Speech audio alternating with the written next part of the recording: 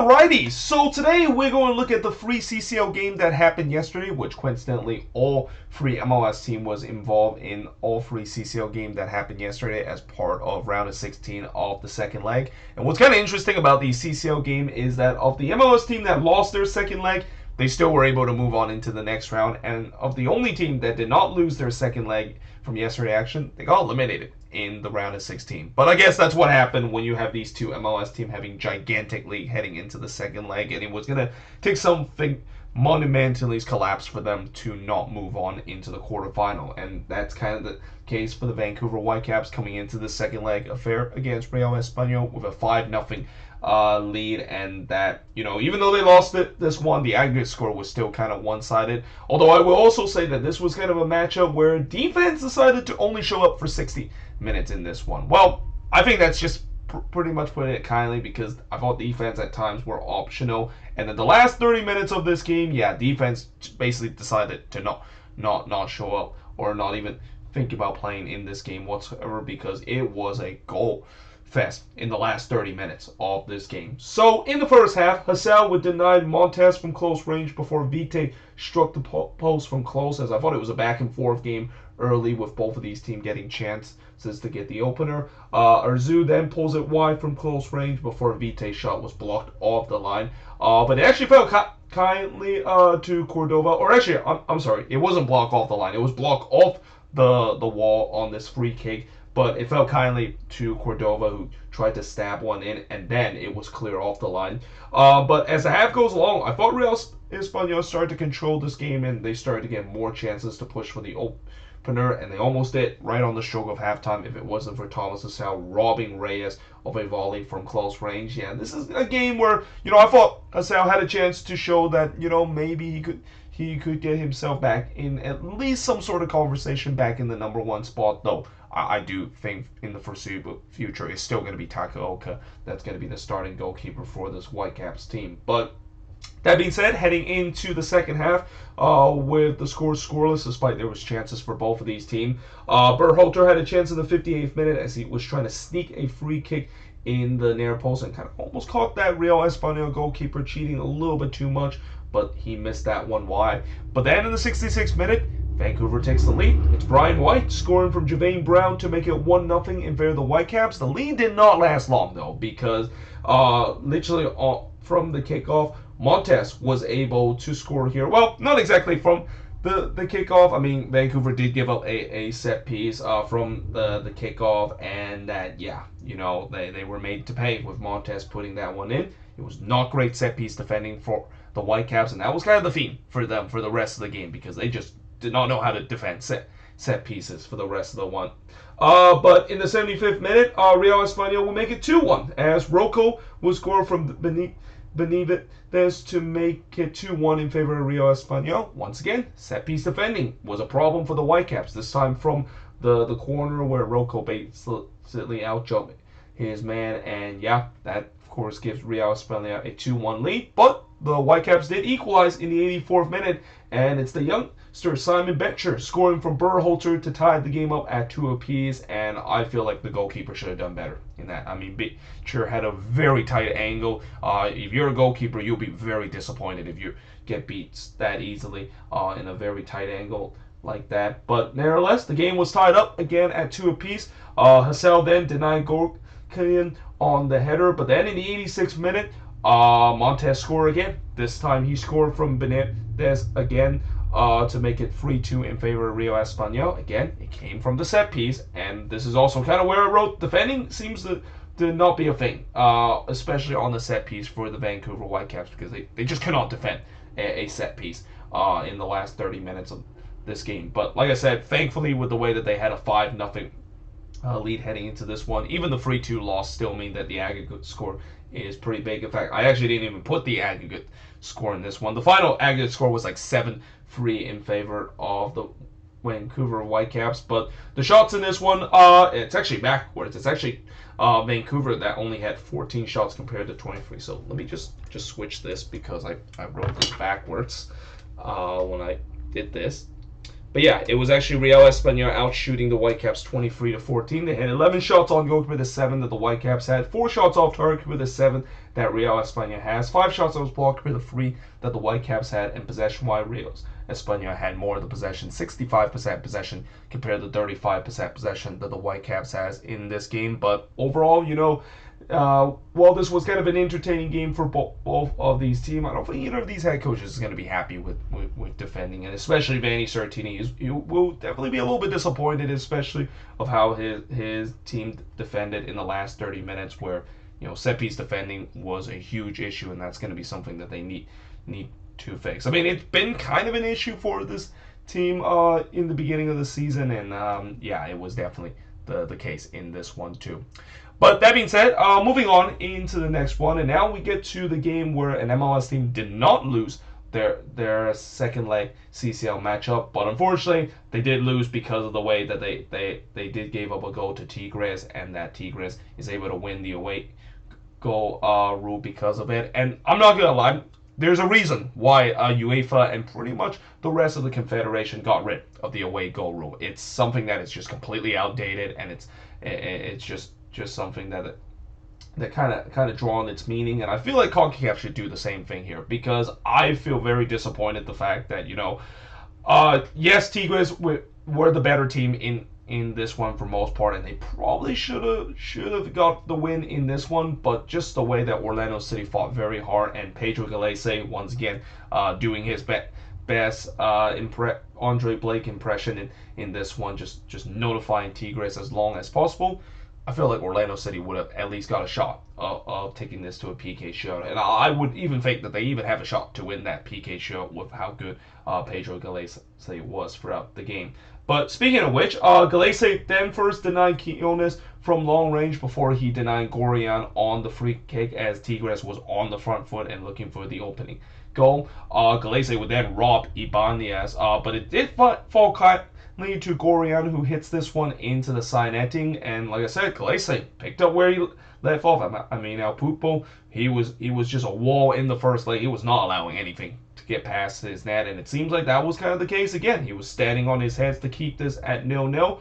And then in the 20th minute, Angulo had a big opportunity for Orlando City. It was actually their first big chance, but it was a big opportunity miss. I mean, he hits this one from the volley from close range, and I know it's tough to basically score from the volley, but from that range, I'm pretty sure Angulo would wish he would have done better. And for Orlando City, they wish they would have scored that goal, because it would come back to haunt them. Because in the 21st minute, I actually wrote this wrong. Orlando didn't score here. It's actually Tigres, the one that scored. But in the 21st minute, Tigres would get on the score sheet as Cordova would score from Angulo to give Tigres a 1-0 lead, and that's got to be a backbreaker for Orlando City, because I know that, yes, the pressure was paying off, but that was the key of this game. They need to keep this one 0-0 and maybe get a goal late like they did in this one to move on into the quarterfinal, but that's a backbreaker in the way that now they have to score 2 goals because of the outdated away goal rule still being enforced in the CONCACAF Champions League. The game then became tight, which I thought that kind of favored Tigres, because they want to make it tight. They want to slow down this game, not allowing Orlando City to get any momentum to get back into this one. Though Guzman did deny Enrique on the doorstep of goal before on the other end, Ibanez would miss wide from long range. I mean, Ibanez for Tigres, we know he's a dangerous man. A lot of people have talked about Andre Pierre-Gignac as the dangerous man, and of course he wasn't available in this one because of personal reason. But people forgot that Ibanez could be a dangerous man too for this Tigres side, and we kind of saw it too in the last game as well. And this game, I think he probably should have scored a goal if it wasn't for Galese basically for the most part standing on his head and keeping this one as close as it is, and giving Orlando City a chance to come back. But we do head to halftime with Tigres taking a 1-0 lead in the second half. It was the Galese show once again. He denied Carrasco on the free kick before Ibanez would blast one into the wall.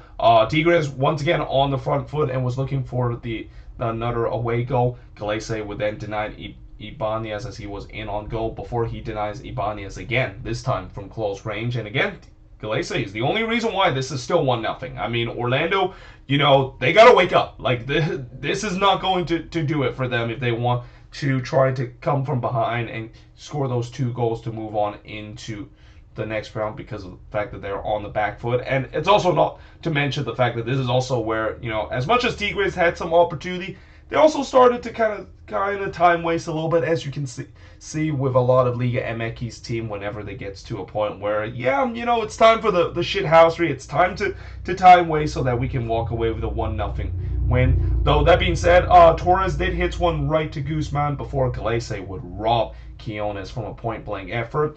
And in the 84th minute, it was deja vu all over again as Pizarro in the first leg, he struck the post on the header from the corner. He did it again. And it really is deja vu because it literally happened around the same time that he struck the post on the header, just like it is in the first leg.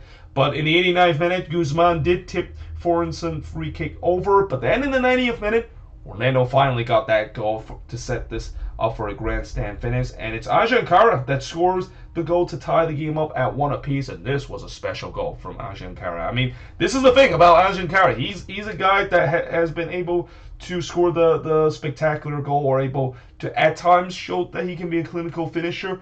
But then at times he frustrated Orlando City fans because of missing some of those easy chances. And it's no wonder why I basically compare him to Kasper Schmeichel when Schmeichel was doing his time with the Philadelphia Union and also with the Chicago Fire. But yeah, what a goal this was from Kara to tie the game up at 1 apiece. But there was no doubt that as we headed to the stoppage time, which there was 6 minutes, the time wasting was kicking to the next level for Tigres. This is where you start to see the typical line on the ground, faking injuries and just try to waste as much time as possible that we see in Liga MX's team does. It's frustrating, but I can understand why that is the case. But in the 7 minute of stoppage time, Maguire did heads it wide from the set piece opportunity, and it was hand in hands for him. In fact, he kind of almost collapsed down on the floor because he knew that was a big opportunity missed for Orlando City to walk away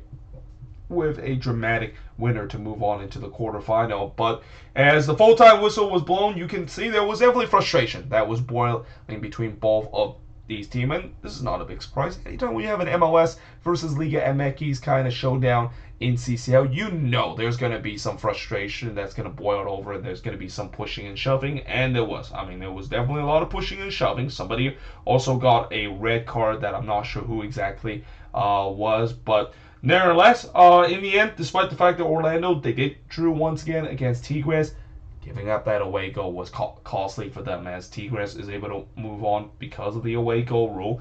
Shots in this one, 15 shots compared to 12 that Orlando City has, 8 shots on goal compared to 5 that Orlando City has, which is kind of surprising because I thought Tigres had more than just the 8 shot on goal with the way that Galese was standing on his head throughout this entire game. 4 shots off target for the 6 that Tigres had. 1 shot that was blocked for the 3 that Orlando City has. And possession-wise, 54% possession compared to 46% possession that Tigres has in this game. And all I have to say for Orlando is that, unlucky. Really unlucky on their point. I thought they played very well throughout this 2-legged affair, but again, that's kind of the thing about trying to hold on for dear life, and that, in a game of inches just like this, the quality will always shown, and I think in the end, Tigres quality just shown compared to this Orlando City side, and they move on into the next leg. But I think this is also a game that kind of showed that, if you can have a good goalkeeper, then you do have a shot against Tigres, and I think they're going to be playing against the Philadelphia Union in the next game, which is why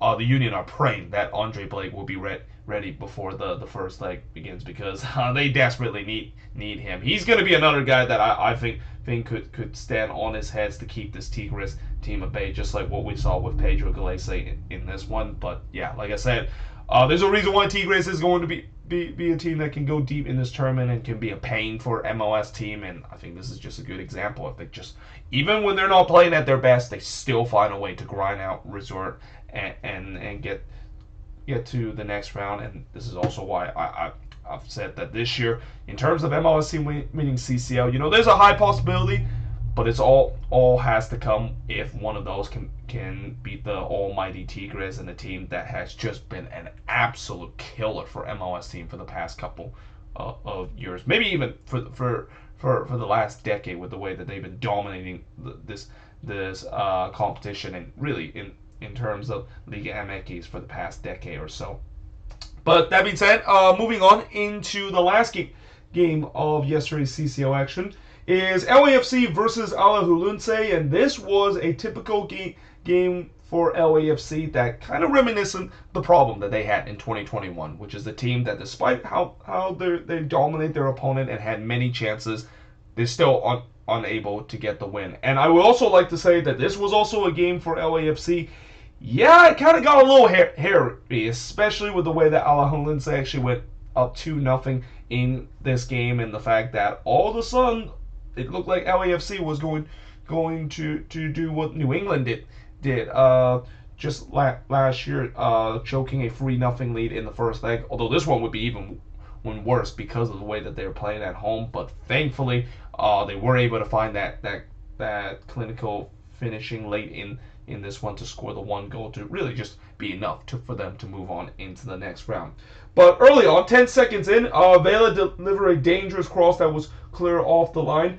Before in the 6th minute of this game, I mean, up to that point, I thought, okay, well, this is LAFC. Here they go. They're going to try to maybe win like 2 or 3-0 against Alajuelense again, right? Well, not quite, because in the 6th minute, a penalty was given to Alajuelense after VAR deemed that Chiellini handballed this one in the box. And again, I think this is a very tough one on Chiellini with the way that, yeah, I mean, it kind of did hit his hand, and his hand was in an unnatural position, but it also kind of hit his thigh, and then it hit his hand. I mean, those are kind of the gray area kind of handball rule that, you know, if we're going by the new FIFA rule or the new IFAB rule, then that of course is a handball, and I think maybe that's what CCL is going through with that rule. So yeah, a penalty was given to Alajuelense, and Gonzalez was able to bury that one to give Alajuelense a 1-0 lead.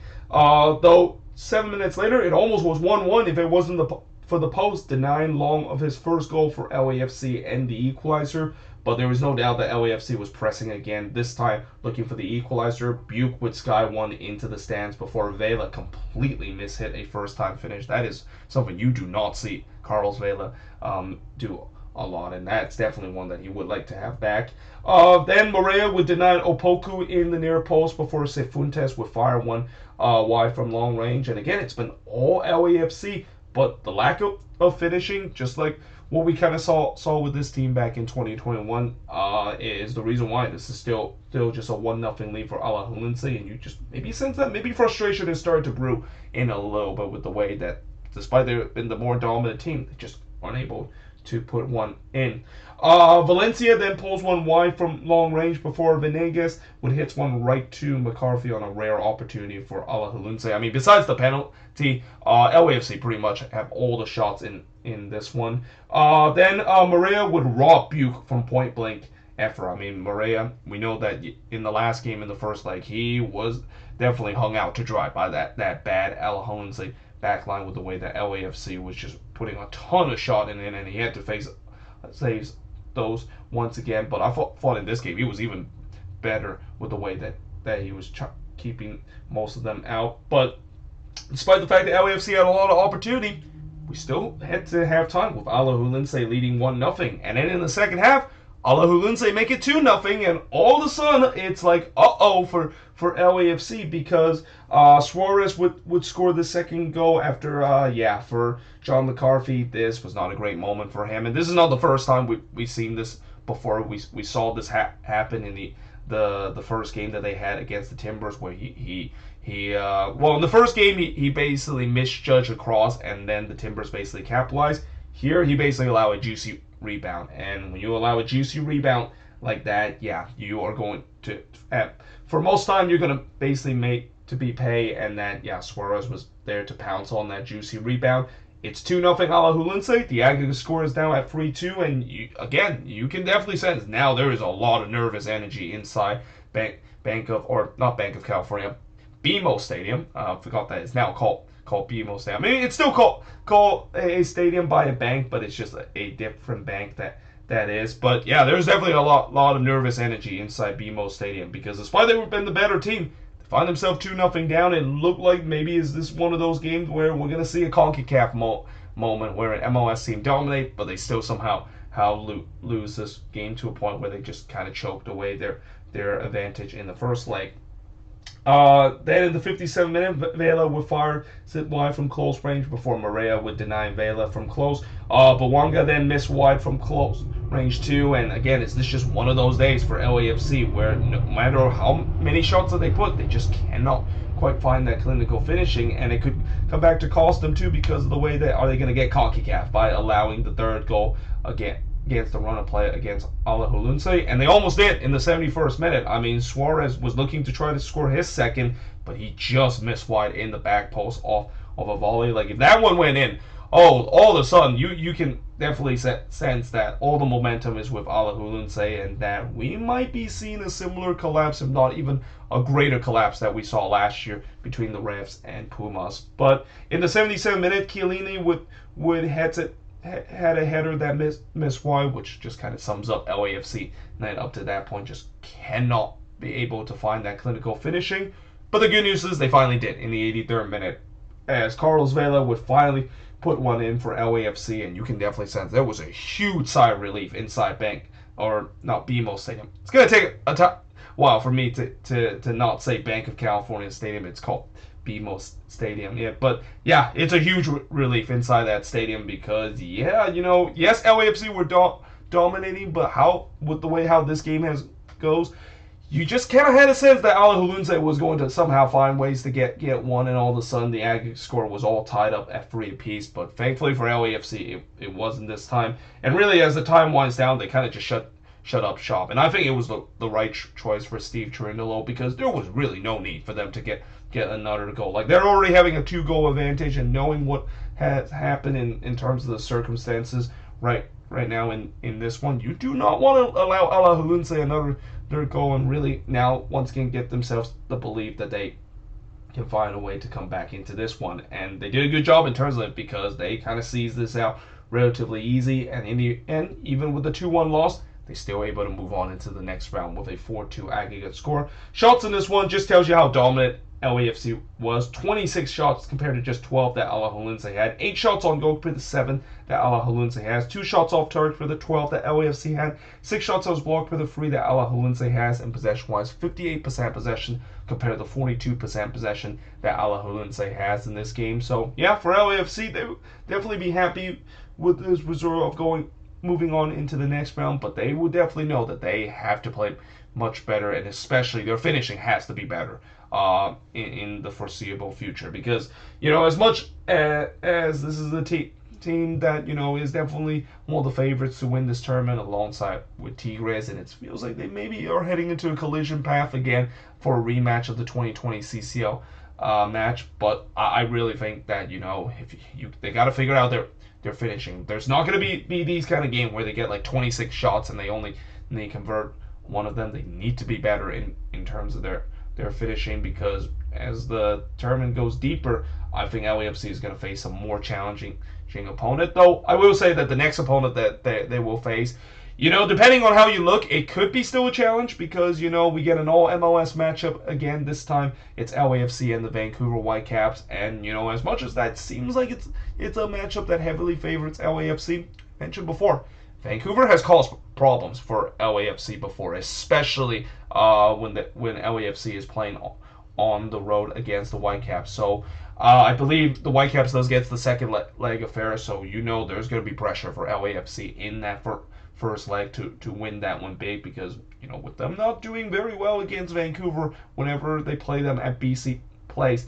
yeah, that's going to be something that they will have to do. They cannot do what they did in this game, which is lose in the first leg, because that just gives the Whitecaps all the belief in the world that they can head into the second leg, given the recent history of moving on into the semifinal. But there you have it. That is pretty much it in terms of looking at these MLS teams that is involved in CCL. And overall, we saw 4 teams that is able to, or actually no, we only saw three of them, because Orlando got eliminated. Austin, of course, got eliminated too. But nevertheless, when you look at the 3 remaining team heading into the quarterfinal, I don't think it should be a big surprise to see both LAFC and the Philadelphia Union are two teams that have made it to the quarterfinal, because I think those two teams are the two most likely team to win CCL this year. But hey, you also still have the Vancouver Whitecaps still alive, and that, even though they have that tall task against LAFC, don't be surprised that they can pull